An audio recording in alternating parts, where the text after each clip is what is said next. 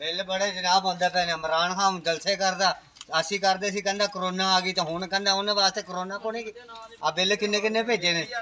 ਇਹ ਇਮਰਾਨ ਖਾਨ ਨੇ ਭੇਜੇ ਕਿ ਸ਼ਹਬਾਜ਼ ਨੇ ਭੇਜੇ? ਕਿਹੜੇ? ਇਹ ਇਮਰਾਨ ਖਾਨ ਦੇ ਹੀ ਹਾਲੇ ਆਉਂਦੇ ਪਏ ਨੇ। ਅੱਛਾ, ਅਗਲੇ ਮਹੀਨੇ ਚ ਸ਼ਹਬਾਜ਼ ਸ਼ਰੀਫ ਦੇ ਆਉਣਗੇ। ਅੱਛਾ, ਇਹ ਚ ਤਾਂ ਬੜੀ ਕਟੌਤੀ ਹੋਈ, ਫਿਰ ਐਤ ਬੜੀ ਕੀਤੀ ਇਮਰਾਨ ਖਾਨ ਨੇ ਤਾਂ। ਨਹੀਂ, ਉਹ ਤਾਂ ਫਿਰ ਜਲਸਿਆਂ ਵਾਸਤੇ ਕੀਤੀ ਨਾ, ਵੀ ਮੈਂ ਜਿੱਤ ਜਾਵਾਂਗਾ। ਨਹੀਂ, ਜਿੱਤ ਜਾਵਾਂ ਦਿੰਦੀ ਹੁਣ ਸਰਕਾਰ ਇਹ ਸ਼ਹਬਾਜ਼ ਸ਼ਰੀਫ ਦਿੰਦਾ। ਆਹੋ ਆਹੋ, ਸ਼ਦਾਈ ਹੋਏ ਖਣਾ ਤੁਸੀਂ ਬਿੱਲ ਲੈਣ ਵਾਸਤੇ, ਫਿਰ ਰਹਿਣ ਦੋ ਪਰੇ, ਨਾ ਦਵੋ। ਉਹ ਤਾਂ ਹੈ ਨਹੀਂ ਹੁਣ, ਇਮਰਾਨ ਖਾਨ ਤਾਂ ਹੈ ਨਹੀਂ ਉਹ।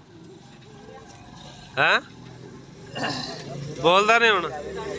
ਆ ਵੇਖ ਲੋ ਜੀ, ਇਹ ਵਿਚਾਰੇ ਬਿੱਲ ਲੈਣ ਵਾਸਤੇ ਤਰਸੇ ਪਏ ਆ, ਤੇ ਕਹਿੰਦੇ ਬਿੱਲ ਦਾ ਉਹਦਾ ਦਈਏ, ਨਹੀਂ ਤੇ ਮੀਟਰ ਲਾ ਲੈਂਦੇ ਆ।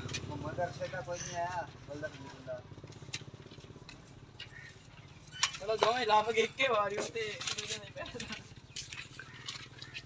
ਵੀਡੀਓ ਬਣਾਉਂਦੇ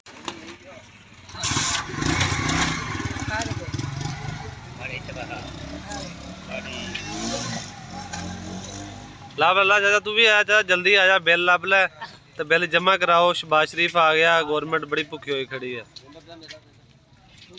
ਇੱਕ ਭਾਈ ਉਹ ਪਰੇ ਆ ਰਿਹਾ ਬਿੱਲ ਲੈਣ ਦਾ, ਉਹ ਕਹਿੰਦਾ ਜਲਦੀ ਜਲਦੀ ਬਿੱਲ ਆ ਕੇ ਜਮਾ ਕਰਾਈਏ।